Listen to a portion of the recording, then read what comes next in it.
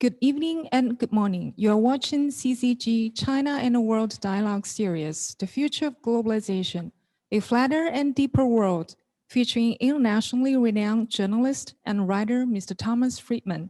Pleased to welcome host of today's dialogue, CCG President Dr. Wang Huiyao.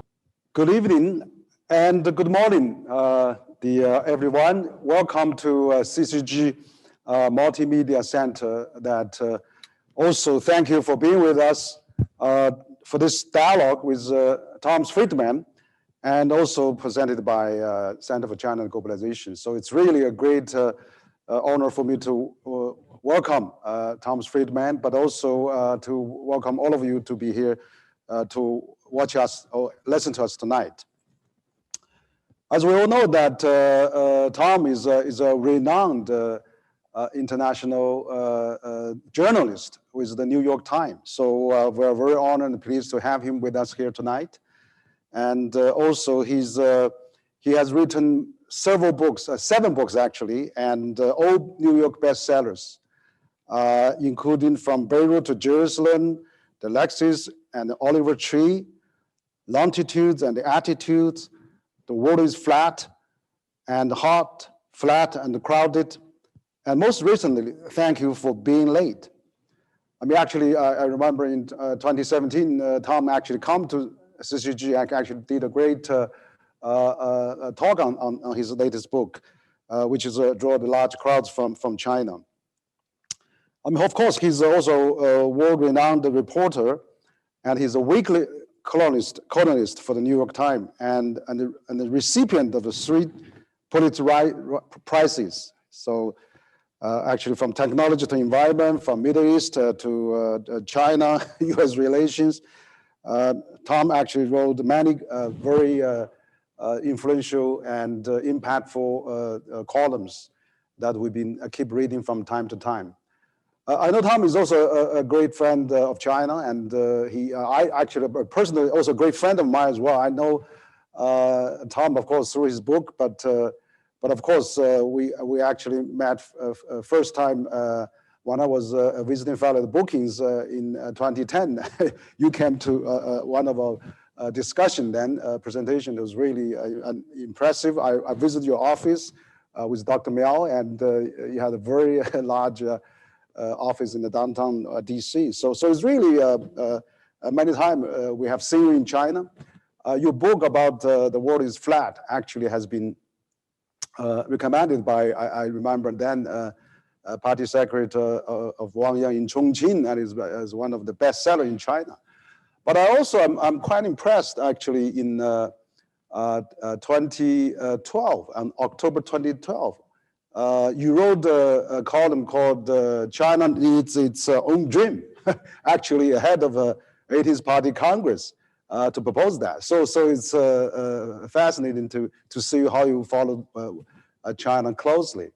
And also you know that we are now in a very turbulent time. We have a pandemic swept over the world. We have the globalization, de-globalization, and we have, of course, the biggest economy, US and China now in the hot positions. And also we actually now trying to sort out what's next. So I remember last November, actually you attended one of our webinar in Beijing at Center for China and Globalization Forum, which talk about things, but at that time is very limited. And I also saw you on I attended the China Development Forum. You had a 5-minute talk there also. So tonight we actually have quite a bit more time. We would like to have an in-depth discussion with you about your views and exchanges. So this section is a part of a CCG China and the World webinar series that we actually launched in 2020 in efforts to engage eminent scholars, experts, government advisors, advocates, scholars, business leaders to talk about China and the globalization, and also the trend, the development, and the challenges ahead. So perhaps, Tom, you would like to have a little opening up, say hi to our audience, and then we'll follow up into the question and discussions. Well, Henry, thank you very much for having me. I have so many fond memories of visiting the your center in Beijing, giving book talks there, and hosting you in my office. We always have free and frank discussions from which I learn and benefit. And I'm looking forward to being with you today and engaging with your broader audience in China. Thank you, Tom. And Tom, as you're famous, I think you're very, become icon actually of the globalization, actually a symbol of the globalization, because your famous book, "The World is Flat," is basically a very long time best-selling author in China, and also best-selling books in China, has actually influenced many people. But of course, in that book, you talked about the globalization. You divide it into three phases of course, the country on that, and then the company on that, and the individual. So from countries, of course, thousands of years, compete and making the world flat, and then the companies basically has great roles to play. And now, year 2000 with the internet revolution, we have this individual. But today we also see the globalization now gets more challenges now. We have a lot of de-globalization going on. We have a populism. We have all those things. So what's your take now on the globalization? Globalization 0.4 or globalization new version, or how are we going to take a look on this new trend that globalization lead us? Well, it's a good place for us to start, Henry. Whenever I do webinars like this, often the first question people have is the world still flat? Mm-hmm. And I always start to laugh a little, because I say, wait a minute, I'm sitting in my office in Bethesda, Maryland. My friend Henry's sitting in his office in Beijing, and we're having a conversation as two individuals, as if we were sitting across the desk from each other. Is the world still flat? Are you crazy? It's like flatter than ever. Henry, always remember, when I wrote The World is Flat, 2004, basically, mm-hmm. When I wrote that book, Facebook didn't exist. Twitter was still a sound. The cloud was still in the sky. Yes. 4G was like a parking place. LinkedIn was a prison. Applications were what you sent to college. Big data was a rap star. And Skype was a typo, a typographical error. All of those things, Henry, came after I wrote The World is Flat. So the world today actually is flatter than ever. We have never connected more different nodes than we have today. And we've never greased the connection, sped up the connection between those nodes more than we have today. But we've also done a third thing. We've actually removed a lot of the buffers that manage the flow between those nodes. So think of this, Henry, between December 2019 and March 2020, just as coronavirus was emerging, there were 3,200 direct flights from China to America. 3,200. There were 50 direct flights from Wuhan to America. Most Americans had never even heard of Wuhan. So think about what's going on in the Suez Canal today. There's a ship stuck in the Suez Canal. And there is some company in Europe, or maybe in China, or maybe a company in Europe waiting for its supply from China because of just-in-time inventory delivery, but when we take the buffers out, the system just gets faster and faster. And so the world isn't just flat now, Henry, it's fragile. It's fragile because when you connect so many nodes and then you speed up the connection between those nodes, but you take the buffers out, you get fragility, because now I can transmit instability from my node to your node faster than ever. So yes, globalization ever since when I wrote The World is Flat, Henry, many people wrote books. Oh, it's not flat. It's spiky, it's lumpy, it's curved, it's bumpy. All those books are wrong, okay? The world is flatter than ever. Great, Tom. I think that's absolutely correct. I think the globalization is accelerating actually to some extent with the technology, with the all the speed that that we are involved in on that, and but also the movement of the capital, the movement of the goods, and the movement of the talent. All those things has been actually become the heavier and faster than before. And so what do you think about the future trend? Are we looking at some new development trend? Of course, we've seen the flow of all those things, but digital economy, right? I mean, is coming up, and also as you said, between there's probably 20,000 people across Pacific between China and the U.S. before the pandemic times. And so we have 400,000 students, Chinese students in the U.S., and used to have 3 million tourists. Probably before the year 20,000, China hasn't much tourists about, but then before the pandemic, China has about 150 million outbound tourists. So 10 million people go to Japan, and another 10 million go to Thailand, and 3 million went to U.S. So what are we seeing in the future then? Yeah. So the book I'm working on now, Henry, if I gave it a name, and it doesn't have a name yet, is that the world is not just flat anymore.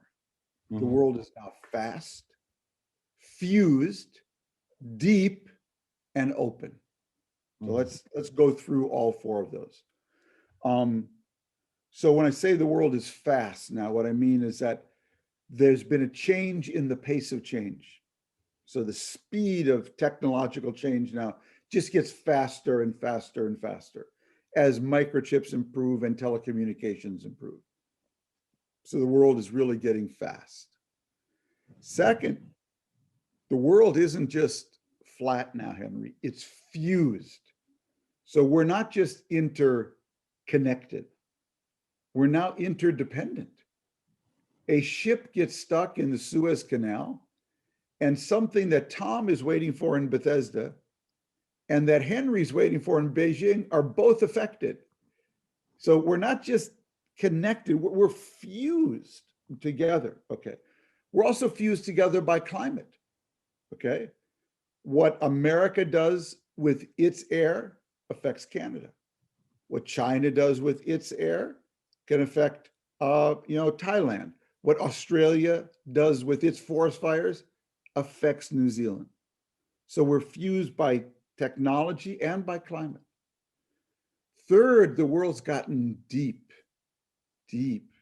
Deep is the most important word of this era. Because what we've done now, Henry, is we've put sensors everywhere. So, for many years, for millennia, Henry, the world has been speaking to us, but we just couldn't hear it. We couldn't hear it. So IBM did a study a few years ago. They took a lake in New York State and they put sensors from the surface all the way to the bottom and from one edge to the other. Suddenly, a lake that was just there, it was beautiful, we drove by it. Suddenly the lake started to speak, started to tell what was going on at the bottom, at the middle, at the next level, with fish, with fauna, with all kinds of things. Well, imagine now our knowledge of that is deep. It's very deep. And that's why this word deep, we had to coin a new adjective: deep state, deep mind, deep medicine, deep research, deep fake, to describe the fact that this is going deep inside of me. I can sit here in Bethesda right now in Washington, and I can look at publicly available satellite pictures of different parts of China, from Google Earth, from the European space satellite. I can look deep. I could probably find your office, Henry, and see if you're coming to work. I can do that as an individual. Little Tom Friedman can now go on to Google Earth and see Henry's office. But I can also see into Xinjiang, and China can see into Minneapolis, my hometown. So the world's getting deep. And lastly, it's getting radically open, radically open. So with this, Henry, every citizen is now a paparazzi, a filmmaker, a journalist, a publisher, with no editor, no filter. With this, a citizen in my hometown in Minneapolis took a picture of a policeman with the knee on the neck of a man named George Floyd. One person did that with this thing, with this device. And George Floyd became a name that went all over the world. People in China know the name George Floyd because an individual with this in an open world was able to tell that story. Same is true from China. We saw that in Hong Kong. We've seen it in other areas. So the world is getting fast, fused, deep, and open. And that is the central governing challenge today. How do you govern a world that's that fast, fused, deep, and open? That is our challenge.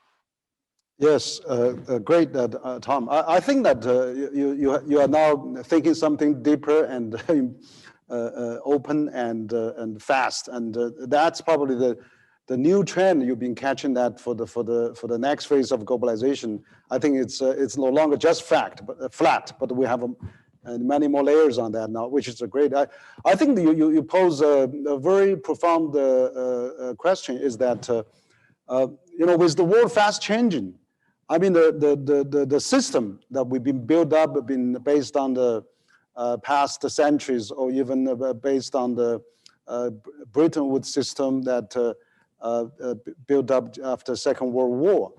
Are we, enough to equip with the cope with this all those new challenges now? I mean, the world is really getting so fascinating and so changeable, and the system needs to how to react.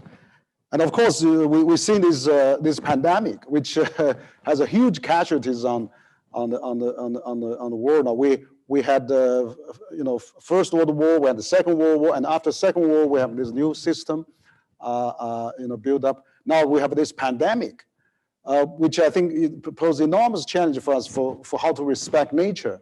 Are we going to have more buffers, as you said in our last time in our November conference? So we had I know that you studied the financial crisis on that. We studied SARS, and now we have this COVID. So what's next? I mean, if we do not respect climate, so I'm glad to see that President Biden now comes up. The first bill he signed, his order he signed, is to come back to the Paris Climate Change Accord, and you actually interviewed President Biden before he took office. So what do you think about these new buffers that actually we're trying to build, and or maybe are we losing that because of the global governance is falling behind now? Well, when the world gets this fast, fused, deep, and open, Henry, there's only one way to govern it effectively, both at the national level, the local level, and the international level. And that's with what I call complex, adaptive coalitions. Complex, adaptive coalitions. So I take that term actually from nature. See, I think a fast, fused, deep, and open world is like a big climate change. The world's going through a big change in our climate, not just the climate of the climate, but the climate of everything, of technology, of globalization, et cetera. And in nature, when an ecosystem goes through a climate change, which ecosystems thrive, survive? Those that have complex, adaptive networks, okay, where all the parts of the system network together to maximize their resilience and their propulsion, their ability to go forward. Well, it's true of the world as well. When the world gets this fast, fused, deep, and open, the only way we can govern it effectively is with global, complex adaptive coalitions. Who can manage climate change? Unless America, China, and Europe in particular, and India and Japan and Korea, the big economies, are all working together. It's impossible. Who can manage global trade now, unless all the big economies are working together? So it's only complex adaptive coalitions that can effectively get the best out of this world and cushion us from the worst. The problem, Henry, is that right when that is the need, complex adaptive coalitions, governments are becoming more nationalistic. China's government's becoming more nationalistic. Under President Trump, America became more nationalistic. Russia, more nationalistic. Britain, Brexit, more nationalistic. So countries are becoming more nationalistic right when we need global coalitions more than ever. And even inside countries, political parties are becoming more tribal, right when they need to be more open and collaborative. So the world is fighting with this trend. Yes, I think you're right. I think it looks like the global governance is really lags behind global practice or globalization pace. The problem, Henry, is that there's a whole set of issues now that can only be managed effectively with global governance, cyber, financial flows, trade, climate, labor flows. They require global governance, but there's no global government. So what do we do when we need global governance, but there is no global government? Okay, we have this problem. And when US, China, the two biggest countries, then start fighting in the middle, the situation gets even worse, basically. Exactly. I think that's really a challenge facing all of us. You're right. The global governance is lacking because there's no global government.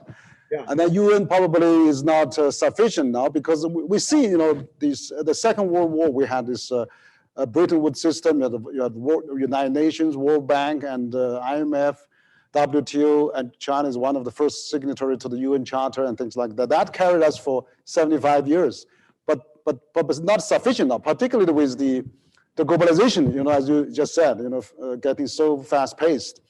One of the reasons I'm thinking is that, I think China in this globalization, of course, since China, this year is also the Nixon, Kissinger visit China 50 years when China-US normalized the relation. But it was also China joined WTO for 20 years, whereas China's GDP has really gone up 10, 12 times. But then, China has been able to, prosper. China embraced globalization, and China lifted 800 million people out of poverty and things like that. But China also has a lot to be blamed by Western countries. One of the reasons I'm thinking, though, is that I read one of your, on the January 26th column on the New York Times, is that made in the US, socialism for the rich and capitalism for the rest. Basically, I saw you have mentioned a number there, which has also surprised to me, is the American rich is 10%, who owns more than 80% of the stock, have seen their wealth more than tripled in 30 years, while the bottom 50 wage earners had zero gains. So of course China has been able to export and do that, but also kept the inflation low in the US. But could there be some also, every country has its own problem too. China also has to tackle its own problem. But particularly the Trump era, I mean, he blamed everything on China for this widening gap. Whereas China actually managed to lift the 800 million people out of poverty is really to avoid extreme poverty. So maybe you're right. We need to have some global consensus or have some global new narratives on that. What do you think of those? Yeah, look, U.S.-China relations. Let's talk about that a little bit because it's gotten very complicated. I'll just give you my view of that, and and it's related to your question because you mentioned the anniversary, and so the point I made this at the CDF, Henry, is that I think the 4 decades of U.S.-China relation, 1979 to 2019, that will go down as an epoch in U.S.-China relations. And unfortunately, that epoch is over. So what was that epoch about?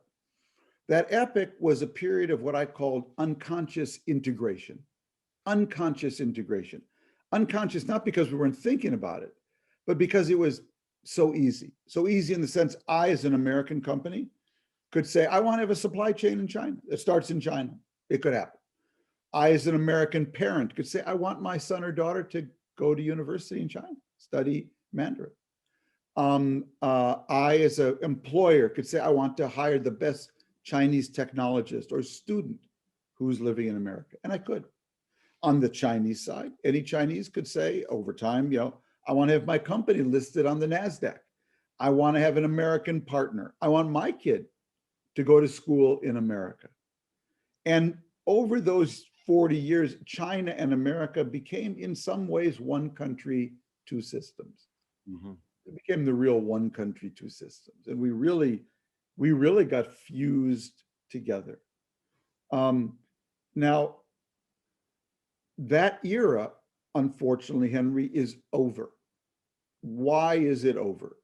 Well, I'm going to come back to the word deep, because for most of those 40 years, say 30 of those 40 years, China sold us mostly shallow goods, shallow goods, goods we wore on our shoulders, shoes we wore on our feet, solar panels we put on our roof. I call those shallow goods. We sold China deep goods, computers, software, things that went inside the CCG, right in your office, American computers, software, right in Henry's office, right in his home, maybe in his phone. Yeah. We sold you deep things, you sold us shallow things for the most part, okay? And when China sold us only shallow things, politically speaking, we didn't care whether China was authoritarian, communist, libertarian, or vegetarian. It didn't matter because you were just selling us shallow goods. But when China, by its own development, its own technological development, over the last 10 years has been able to make deep goods. Huawei 5G, very deep good. And now they've come to America and said, we want to sell you our deep goods, just like you sold us your deep goods. We want to sell Tom Friedman Huawei that will go in his house and answer his telephone, okay? Yeah. And what we said was, whoa, wait a minute. When you were just selling us shallow goods, we didn't care about your political system. But if you want to sell me deep goods here in Bethesda, if you want Huawei to answer my phone, okay, then suddenly the difference in values matters. And that's where the absence of trust, the absence of shared trust between our two countries now really matters. China, central value, the stability of the collective, okay? So if the collective is advancing, if more people are coming out of poverty, that is a central Chinese value. And it values that more than Uyghur nationalism in Xinjiang, and it values that more than letting one or two people, Jack Ma, get super rich, okay? Its focus has always been on the collective and stability, because you're 1.4 billion people. In America, our value is the individual. We put much more primacy on the individual, the right of the individual to express themselves, the right of the individual to start a company, the right of the individual to thrive and do better or worse, okay? So and when it's the right of the individual, then it's the primacy of human rights and individual rights. So suddenly Americans in a deep world can look into Google Earth and see what look like labor camps in Xinjiang and say, wait a minute, I can see deep inside of you now, how you're treating your Muslim population. That bothers me.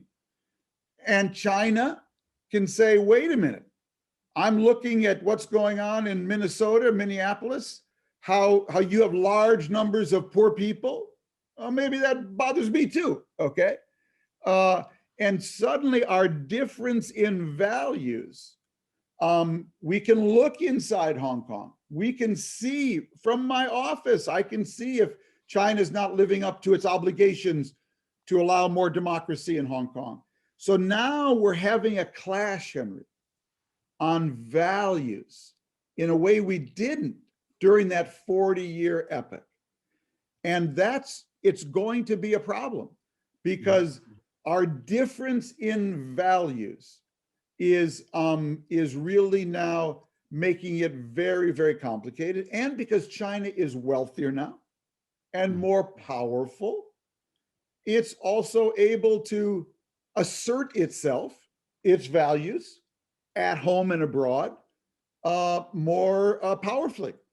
And so we have a lot of work to do. The big question is, can we get back to a joint project, a shared project? Because the relative peace and prosperity of the world for those 40 years, 1979 to 2019, the relative peace and prosperity of the world, at the core of it was US-China relations, that US-Chinese one country, two systems.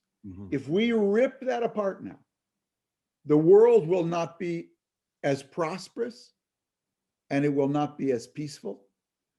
And when it's getting fast, fused, deep, and open, it won't be governed the way it needs to be. So we need to have some very deep conversations. China needs to understand, in a deep world, I can see inside Xinjiang.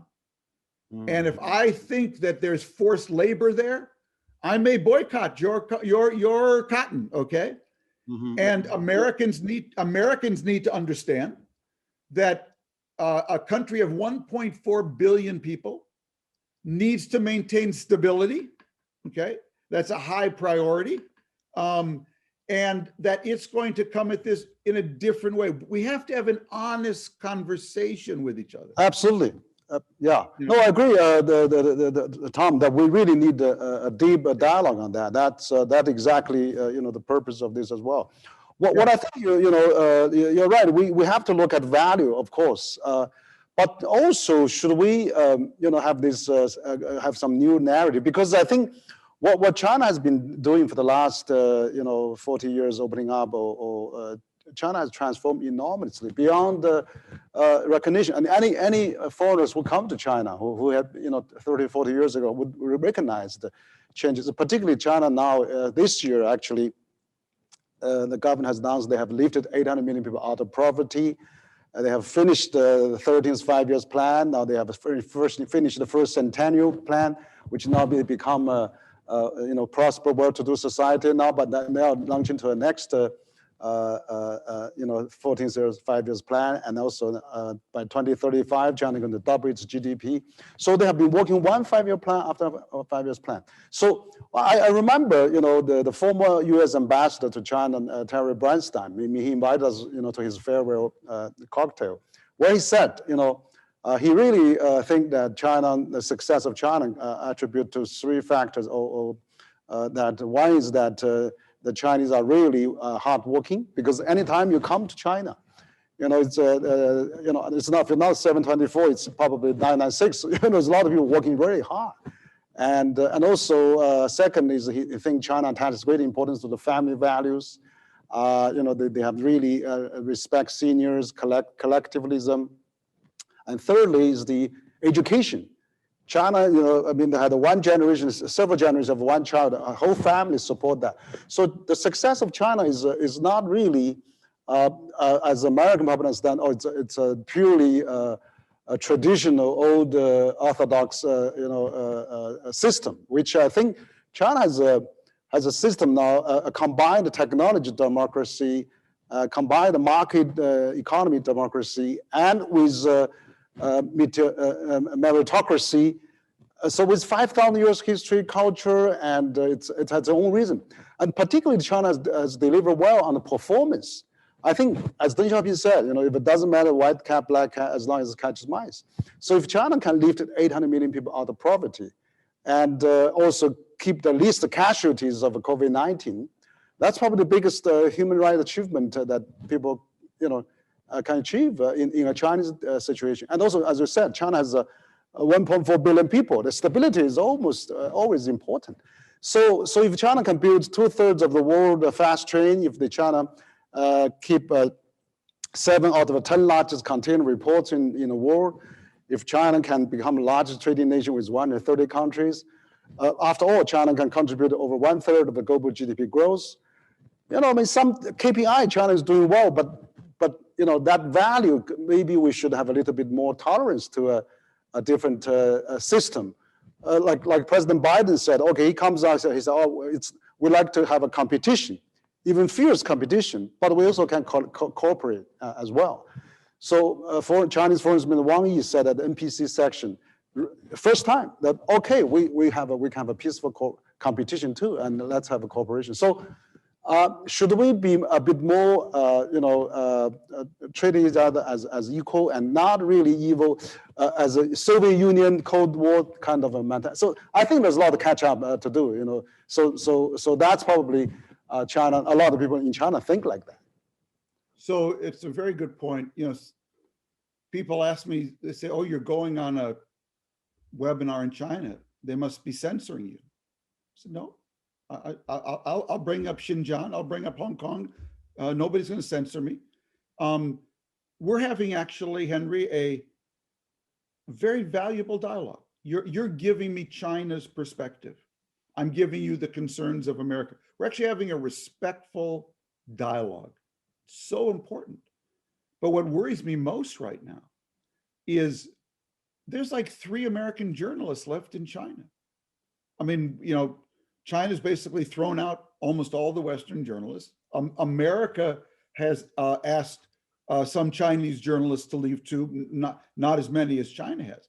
And so we're not having this very respectful dialogue. You've got your perspective. It's not illegitimate from my point of view. The points you raise about bringing people out of poverty and providing stability, that's also affects the human condition. Very important, your perspective. You listen respectfully to my perspective when I raise questions about, how a whole culture is treated in Xinjiang or democracy in Hong Kong. And then maybe you'll come back and say, well, Tom's got a point. And I come back and say, Henry's got a point. And we have a respectful dialogue. And then maybe I can say to you, Henry, if China did this on Hong Kong, or in Xinjiang, it would really help. And you could say, Tom, if America did this on, how you talk about China, or how you treat China on the world stage, it would really help. And maybe then we start to take confidence building measures where each of us does something to lower the temperature. Unfortunately, what happened in Alaska was sort of mutual debate, name calling, whatever, and it leaves everybody just feeling kind of raw and angry. So one, I just say I appreciate the respectful dialogue that you're hosting. I wish we could all, we could broaden this, and because there are legitimate concerns America and the West has, and what I'm afraid of is those legitimate concerns we have aren't even listened to, okay? then it's going to end up in what I fear, and I don't hope for this, but what I fear, it will end up in something like a boycott of the 2022 Olympics. And then the whole relationship will blow up, okay? And that's why I think it's so important we have a dialogue where China says, I hear you, I will take this gesture. And America says, I hear you, I will take this gesture. And we find ways to go together, because Henry, in a fused world, my friend Graham Allison always says this, we now have mutual assured destruction. Yes. Mutual assured destruction. The two of us, we can destroy each other. We can destroy the global economy. We can destroy the global climate. And so we are doomed to work together. And what bothers me right now is that we're not having the kind of frank but respectful dialogue that we need, and then walking away from that dialogue with a to-do list. Okay, I've heard what Tom says, about the situation of the Uyghurs or Hong Kong. I don't agree with all of it, but I'm going to try to work on something. And I come away and say, I hear what Henry's saying. This country brought 800 million people out of poverty. Do you know how much more stable the world is because China did that? Okay, that's also a huge thing. And that I'm going to work on things that are of your concern. We need to get back to that dialogue, because I go back to my central point, Henry, the 40 years, 1979 to 2019, they will be seen as a golden era of global prosperity and peace, okay? Because of relative prosperity and relative peace. And at the core of it was US-China. If you rip out that core now, your diplomats, they may have a good day putting me down or putting America down. My diplomats, they may have one good day putting China down, okay? But the world will have a bad year after year after year if we don't find a way for US-China to work together. Yeah, I think you're absolutely right. I mean, the largest two economy in the world, we're going, we have a moral responsibility, I think, moral duties now to really, work together, absolutely. So you're right. I think, of course, I agree with you, that the journalism should really be resumed. Yeah. Even the consulate should be resumed. We should intensify the exchanges. I mean, I love the days, we have more exchanges. Of course, I think even on that, China has 400,000 students in the US. US only have 10,000 in China. I hope that we can increase more to attract US students come to China. But you're right. I think there's more, maybe more, on the social level, on the civil society level, we can have more exchanges. Even, you talk about the issue of Xinjiang and Hong Kong, of course, and because the feeling here is that we often hear the international, people say, oh, here you have 1 million locked up, 2 million locked up, 3 million locked up, but we really don't know where that is coming from. I mean, where is the origin, citation or statistic, calculation comes from? Or they say we have the satellite to calculate so many buildings. But, the buildings that a lot of them are empty, but it's not really housing a lot of people. And another thing is that, there's only 10, 12 million Uyghurs in Xinjiang. If you said 1 million, 2 million, 3 million locked up, it's really hard to really prove on that. And actually, the government has actually said, the white paper last year, all the trainees in the education school has been graduated already. And the Xinjiang government said again this year. So Chinese foreign spokesperson welcome foreign ambassadors and journalists to come. I think the best way is to read, as you said, we have more dialogue, have more exchanges, and then really, rather than we have cause-specific, just talking about each other rather than talking to each other. And the same thing is Hong Kong. Now Hong Kong is no longer in chaotic situation. The stock market is bad, the security is bad, multinational all come back, and so the legislature is safe now, and the same is Capitol Hill.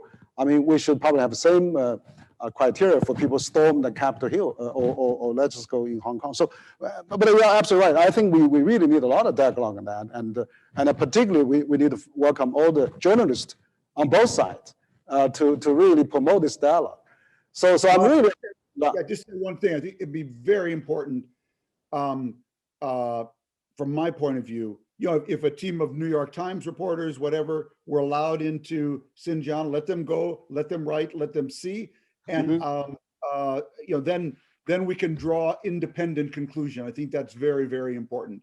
And from the Chinese side, anywhere you want to come in America, I think you should be allowed to go. So sure, yeah, that's right. I think that could be a good idea. It can be open, and I think that's probably. Open is really the great way to solve all those questions, and but I appreciate you also mentioned about at CDF. I was there when you talk at the conference there about decoupling. I think it's very hard to decouple, and but also you mentioned Huawei. I mean, you were even talking that maybe we should really let a little bit of experiment going on, or let them go to small states to try it out. I mean, build up the trust, as you said. So it's a trust building between us. I think we should really starting from given the new Biden administration to do that. I feel very strongly about that because if we go to a tech Cold War, that will be not only bad for the world. I believe it'll be bad for America. If there is a Chinese tech ecosystem and an American tech ecosystem, I'm not sure the majority of the world will come to the American tech ecosystem, either for financial reasons or technological reasons. I'm not sure. I don't think that's a healthy thing. Look, I think the best thing in the world is mutual interdependence. I want China dependent on Intel chips. I'm totally comfortable if America is dependent on Chinese supply chains. I mean, I think the more interdependent we become, the more the politics will follow. I also believe, as I've said this before, so I'll say, I've been going to China now, since 1989, and China's so much more open than it was 30 years ago, 40 years ago. I would say it's more closed than it was 5, 6 years ago. But I also believe the trend line, as China develops, as it builds a bigger and bigger middle class, where people don't just come out of poverty, but enter the middle class. You alluded to it, Henry. How many Chinese tourists now are coming to the world? Yes. Tens of millions every year. So people say to me sometimes, you say, Friedman, you said China would become more open, but in the last 5, 6 years, it's become more closed. I say, well, who declared the year 2021 the end of history? Countries move at different pace, 3 steps forward, half step back, 3 steps forward, half step back. I am confident that as China develops, grows, develops a middle, not just out of poverty, but a middle class that wants to travel, wants to have its students go everywhere in the world, that the trend line toward openness will continue. So we should have a little confidence in that too. And I think the more we're integrated, the more that will happen. But we do have this core trust problem. And one of the things I often ask myself, Henry, is what are we fighting about? Yeah. It's surely not ideology, because China is more capitalist than we are in a lot of ways, okay?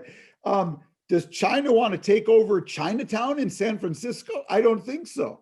Does America want to occupy Shanghai or Nanjing? I don't think so. So I'm not even sure what we're fighting about. I mean, in the sense, in the deepest sense, yes, there's a clash of values. I get that. But it's not like not like Russia, we will bury you. Well, so obviously it's two great powers.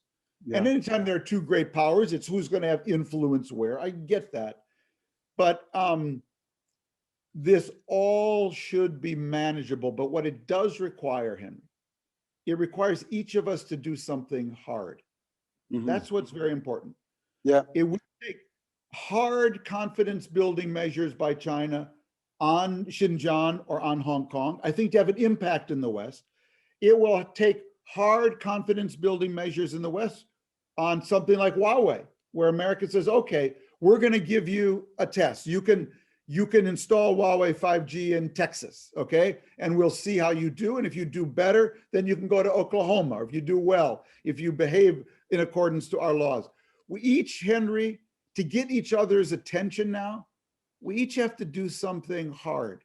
Not easy, but something hard. When China does something hard on Hong Kong or Xinjiang, that will really get Americans' attention. And when we do something hard on something like Huawei, that will get China's attention. And that's something we can then build on. Right now, neither side wants to really do anything hard, because for us to let Huawei in now, that would politically be hard. Yeah, it's a challenge. Yeah. For China to take the kind of steps we've been talking about on Xinjiang or Hong Kong, that will be hard. But I think if we each do something hard now, that would have a huge confidence building. That would be the thing that would really change the direction of the relationship right now. Yeah, I think, Tom, you talk this trust building and the confidence building. I think is absolutely important, and also you really hit the right point. That what are we fighting for? What are the points to fight? I mean, the two countries are so intertwined. I mean, yeah. Look at the U.S. Actually, I think the U.S.-China Business Council issued a report not too long ago. The trade war actually could cost 0.5 of GDP of U.S. and lose 200,000, 300,000 jobs just for the trade war. And actually now you have GM, Ford sells more cars in China probably than the United States now. I mean, all the European automobiles sells more cars in China than their own country. Tesla almost become the largest company in the world because that's the only company they full production in China during the COVID last year. Yeah. And so I think the Walmart purchased so many goods from China, so lower the inflation of the U.S. economy, and it's so much intertwined. And I really think that Apple also is the second largest global market for Apple after U.S. So there's really no. Henry, China is the second largest book market for me. You're right, absolutely. I sold more copies of The World is Flat in China than any other country other than America. So I know the benefits of our integration. I know there are still trade issues. There are questions of fairness that are very serious that we need to address. But we need to get away from the Alaska kind of meeting of very public name calling, and get down to some really not hard talk, but some really hard doing, where China does things that are really hard on trade, and we do things that are really hard. That's what will actually change, I think, the dynamic in the relationship. Yeah, I think that's right. I think that so I'm kind of to see President Biden comes up. He didn't talk about rivalry. He talked about fierce competition at the Munich Security Conference Summit there, and also he said has been dialogue, has been with President Xi for so many days together, and so much understanding of each other. So there's no confrontation. They don't seek confrontations.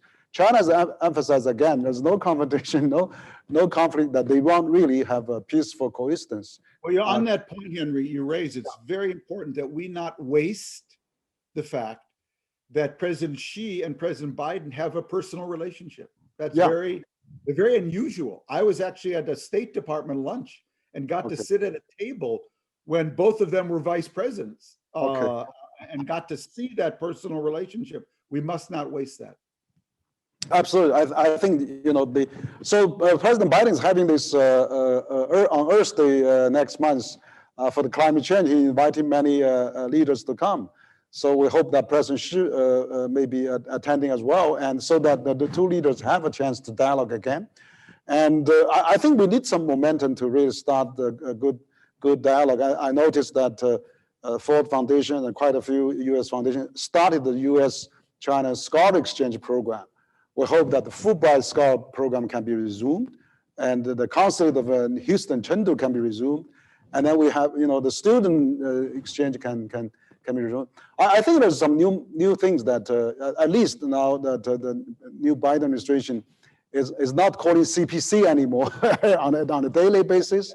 They are more pragmatic, and also they not arrest Chinese student on a daily basis, charge everyone as espionage or spy. So they are more pragmatic, and then we hope that we can really, as you said, both sides can do a lot of things. But I think if as the value absolutely. So if we have a common value that for the prosperity of the world, if we really abandon some old style of code mentality thinking, and then look at the fact, look at the effectiveness and efficiency. One of the things I noticed that there's probably two consensus on China in the U.S., two consensus now in the Congress. One is on China, bipartisan on China. Another one is on the infrastructure. The U.S. needs to renovate the infrastructure. So China has done that the best in the world now. I mean, has the longest fast train, longest network, longest metro, bridges. 80% of tourist bridges are built in China, and also largest. So maybe U.S. and China can collaborate. You talk about taxes. We studied that. The inland infrastructure from Texas to export energy to China is double the cost from coast to China, because there's no infrastructure in the Texas. So it's good that China and US can work on infrastructure. Or maybe we can elevate Asian Infrastructure Investment Bank, AIB, to the World Infrastructure Investment Bank, invite US and Japan to join us, because there's only two countries that are still not there. All the rest of the UK and France, EU countries are there. So there's many things we can collaborate. And then for the next 75 years of after this worldwide virus war, we can have a new addition to the global governance, to the global new mechanism that can secure the peace and security, rather than, as you said, where there's no governance and everybody's fighting, and then we are really at the brink of the war. And Graham Allison is right. We're really facing a huge, mutually assured destruction that if we're not very careful on that. So what do you think we can prevent more further going down, and how can we improve the relation? I think that opinion leader like you is really, great. I mean, you wrote an op-ed, just recently in the New York Times, and has actually caused a lot of attention. That a lot of comments there that called China doesn't respect U.S. anymore for good reason. But probably, in some Chinese think like that. But it's true. If you're talking about performance, at least, if the shoe doesn't fit China well, how can China achieve all those achievements? Of course, embrace globalization is one of the factors, but also 5,000 history, its own logistic culture. It's also a collective society, people willing to sacrifice because of the COVID for the individual freedom, whereas individual. So maybe there's a little bit of cultural differences rather than ideological differences that we probably need to be more careful when we see the values too different. Yeah, look, for me, 90% of US-China policy is about making America stronger. That is, if we invest in our infrastructure, if we invest in our education, if we invest in our government-funded research, if we take advantage of immigration, it's one of the great advantages we've always had over every other country, not just China, that we can attract the world's best brains to our shore, including Chinese. I'd like all your students to stay here, okay? Yes. That would be my plan, okay? So we need to get our own act together, Henry. And again, I believe we have legitimate issues, moral, diplomatic, ethical issues that have informed all the tensions over Hong Kong, Xinjiang, spying, all of that. We must always raise those. We're going to raise those from our side. But also, we have got to get our act together at home. That's what I was saying in that article. China has a formula for success. We had a formula for success. We've gotten away from our formula for success.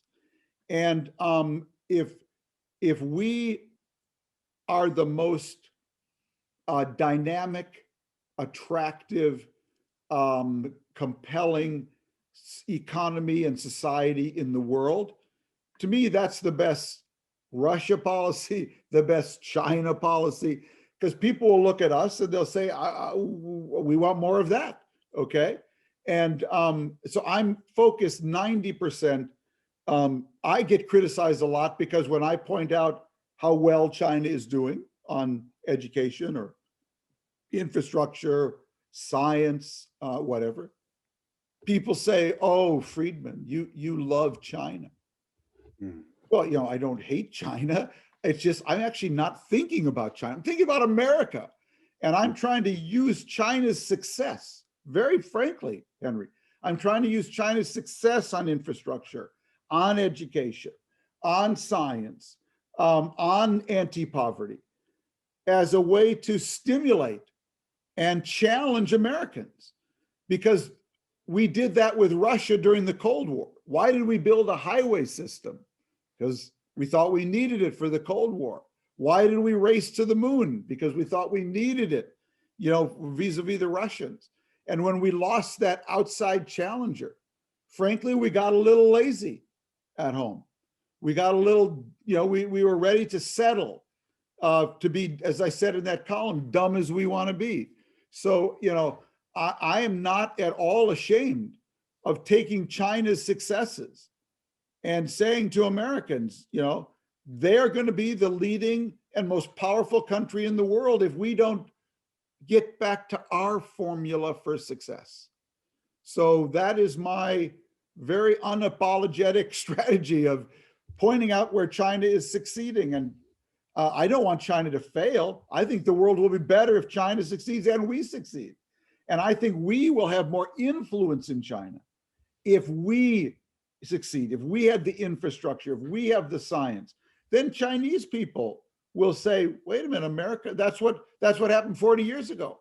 They sent their kids to America, they saw how it was doing, and they said, we want that here. And so their kids came home from studying in America and they started to imitate us. So, you know, people being the best example is the most powerful human rights policy, the most powerful economic policy, the most powerful diplomatic policy.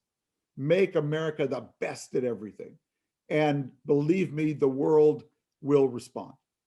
Yeah, I think you're very you know, stimulating, and of course always compare the two countries' advantage, disadvantage. But of course, you mentioned one of the core competence of the U.S. I think it's the talent attraction from over the board. You know, I mean, Biden administration probably going to do more of that.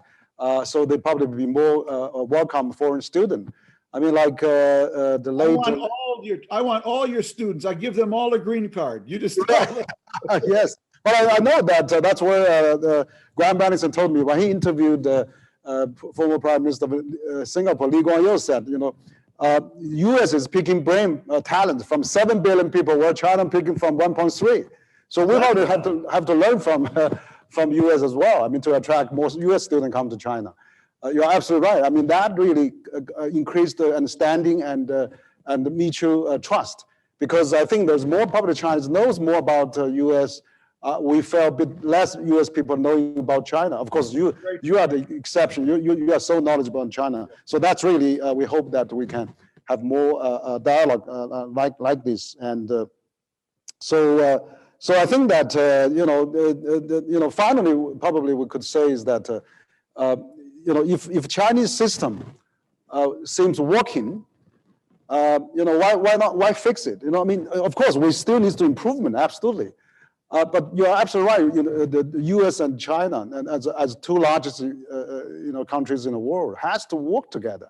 But let's have a peaceful competition rather than confrontation or rivalry, right? So I think, you know, how we can get into that. You know, we admit our differences, but let's, you know, build up a more transparent rules, and let's compete. Let's reform WTO. China actually, you know, CCG is promoting China to join TPP, and Premier Li Keqiang and President Xi has all said, we are willing to join TPP. We are positively consider that. TPP was designed by the U.S. with higher standards of trade and practices. Yeah, let's talk about that. So rather than we're fighting with trade war and tariff, maybe we could, you know, using those multilateral forms, We have the RCEP, we have CAI with your EU investment treaty, lots of CBDB, but also maybe we should start this BIT, bilateral investment treaty with US, where they almost signed during the Obama administration. So many things can work on, and I really appreciate your sharing so many valuable ideas. Of course, you are the glue of the globalization. We are a think tank of globalization. We love to strengthen this dialogue. Well, Henry, again, I've visited your center so many times, and I've always appreciated the forum you give me to be very frank. Whenever I've spoken my mind when I'm at your center, when I'm here, and I benefit from you speaking your mind, very honestly, defending your system where you believe it needs defending. I do the same. And as I say, the thing that really is needed most now, and I really want to go back because this is really my message. You only get one chance, Henry, to make a second impression. Not a first impression, but you only get one chance to make a second impression. Yeah. And China and America, they really need to make a second impression on each other right now. Okay. Mm-hmm. We both need to give each other a new look, a second look. And I think that will only happen though, if we each do something a little hard, that people say, wow, that was hard for China to do. Wow, that was hard for America to do. Okay. But I think if we can both we need to get each other's attention again. And it's very important. And I would say this to your diplomats, some of whom I know, I give this as friendly advice. You don't want to be seen as a bully. Okay. China does not want to be seen as a bully to Australia or to other countries. Nobody likes a bully. And you know how I know that, Henry? Because nobody liked America when it was a bully, okay? After the Cold War, we thought we were the hyperpower, okay? And we could go anywhere and tell everyone to do anything. And when that happened, the world coalesced against us, okay? Because they thought we were kind of a big bully. And I think China's diplomats need to keep that in mind. Nobody likes a bully, okay? What people really respond to is when they see you do something hard. We need to do that. China needs to do that. And then we can both have a second impression. Yeah, great. And thank you, Tom. I think that we have a very stimulating and also very meaningful dialogue. I really think that you have been the opinion leader in the US and internationally.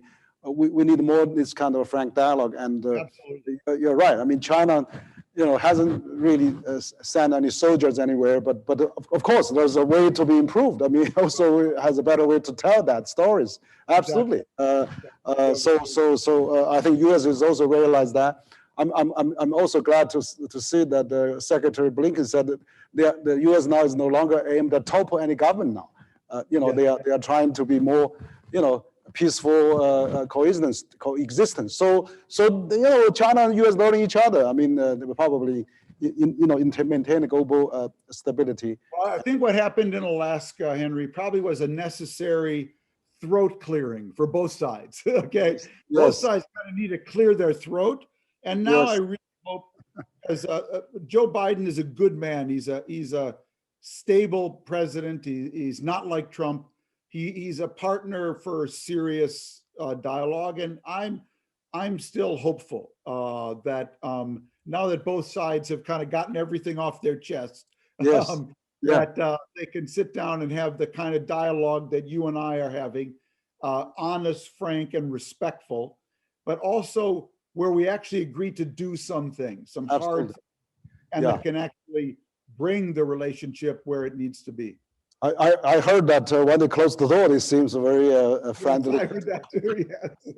And also, I saw Mr. Foreign had the issue statement on the website, which lined up a lot of good stuff. But you're right. I mean, we need to clear our chest and and then we can really calm down and talk about good stuff. And so it's great that we have almost 800,000 viewers online, actually, and through several channels. We have quite a few media, actually, questions from China's local media.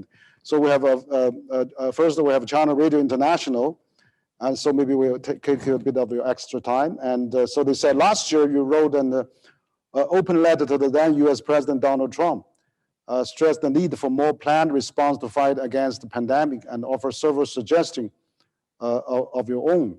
So if you're having an interview with Biden, or you are talking to President Biden again, what do you think about the new proposal we can have for the world and also for U.S. to contain this pandemic? Well, it's a very, very good and important question. I feel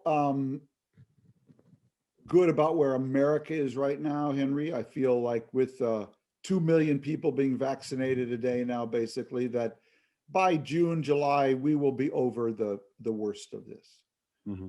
But we do need, going forward, to have an understanding, a global understanding of how to prevent the next pandemic.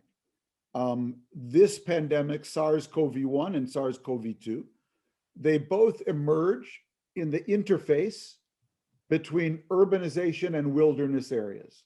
Basically, these are viruses jumping from animals in the wild through markets into urban areas. And as we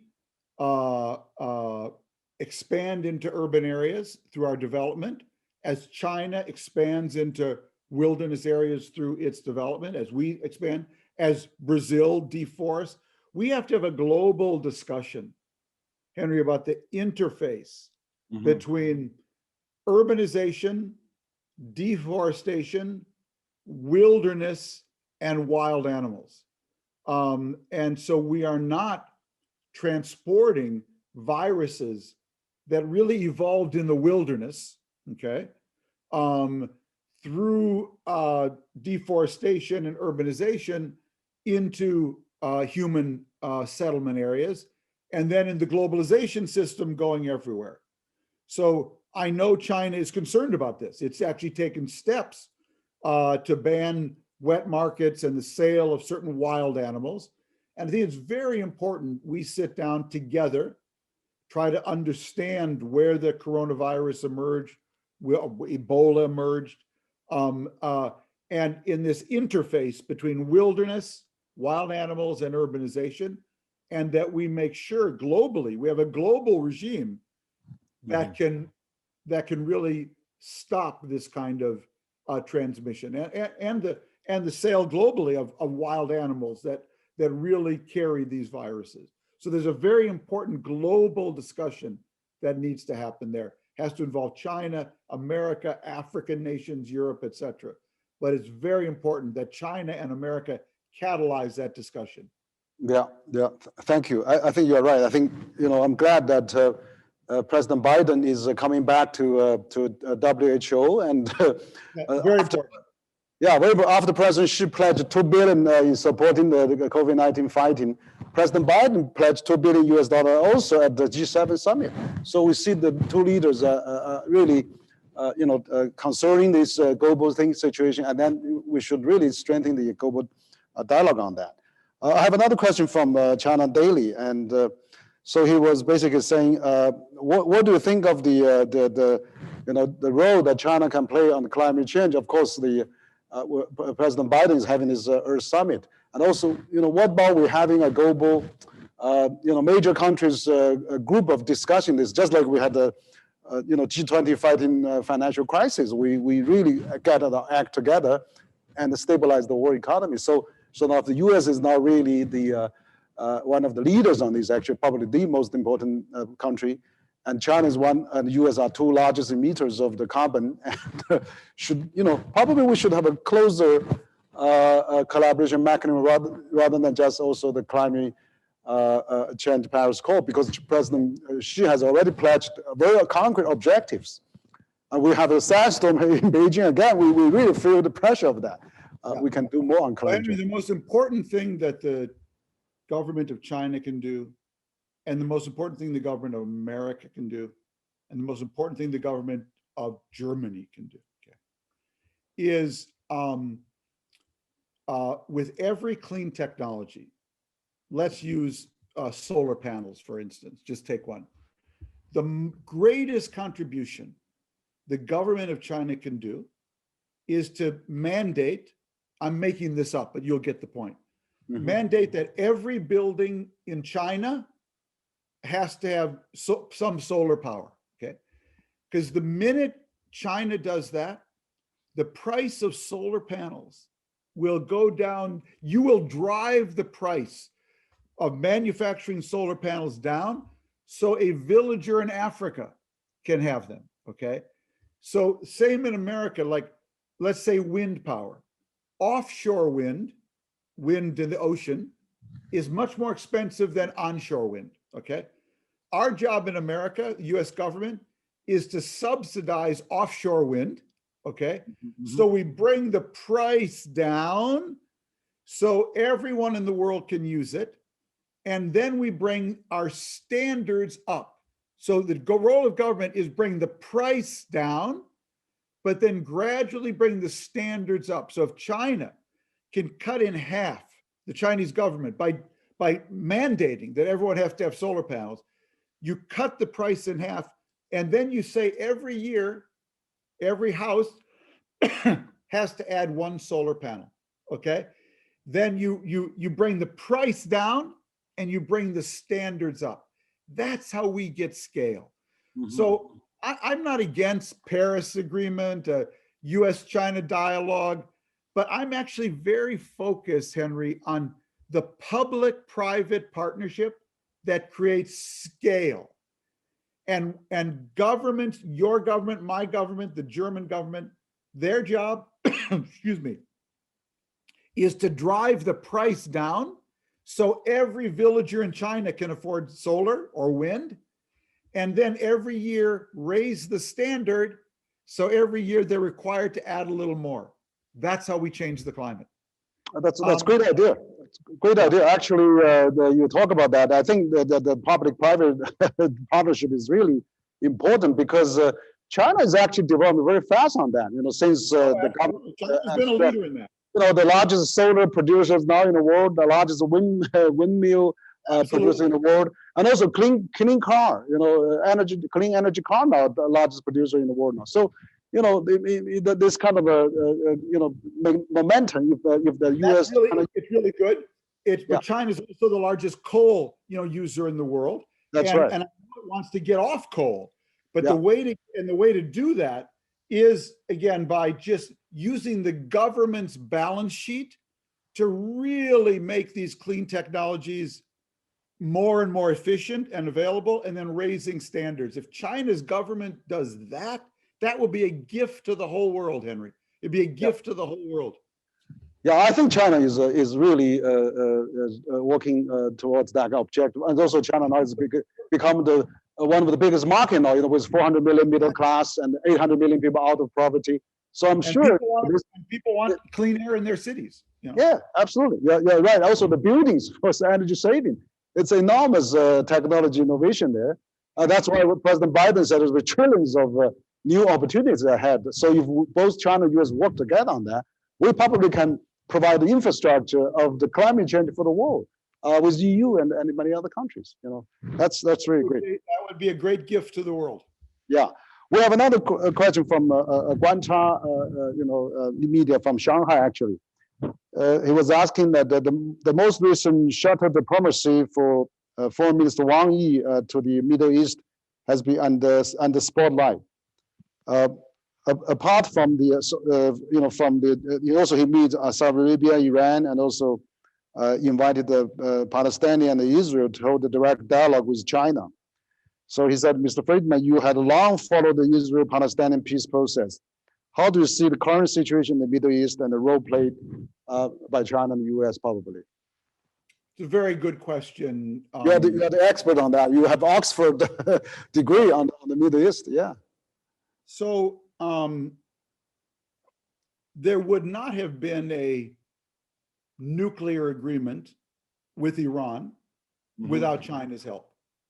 China played a very important role, China and Russia and the European Union, in helping us get a nuclear agreement. President Trump unwisely in my view, tore up that agreement. But he tore it up in part because Iran was being a bad actor in the region, I would argue, a source of instability. Not for Israel, but for Lebanon, for Iraq, for Syria. And I hope that as China gets more involved in the region, that it will do so with an eye to regional stability, not just counterbalancing America, okay? So when China signs a deal with Iran to buy Iranian oil, is it using its leverage to get Iran back into the nuclear deal? Or is it using its leverage to counterbalance America? This is very, very important because China has an interest in stability in the region. Iran becoming a nuclear power is not good for China. China has never wanted to see nuclear proliferation. That's why it supported the Iran nuclear deal. And so I hope that if China is getting more involved in the Middle East, it will be on the side of making the region more stable, not by making it easy for Iran not to be in the nuclear deal, but by getting Iran back into the nuclear deal. Again, in fairness to China, it was America, it was Trump that tore up the nuclear deal, not China. But I think China can be a very important source of leverage for helping us get back to the nuclear deal. And I hope it uses its power and energy in that direction. Great. Yeah, right, absolutely right. I think no country wants proliferation, particularly China and the U.S. Yeah. And so China and U.S. should work together on probably for the Middle East, and then play a bit more active role, and including probably issues like North Korea, and for Korean Peninsula, peace development as well. Absolutely important. Probably I have a last question for you, from back to the globalization where we started.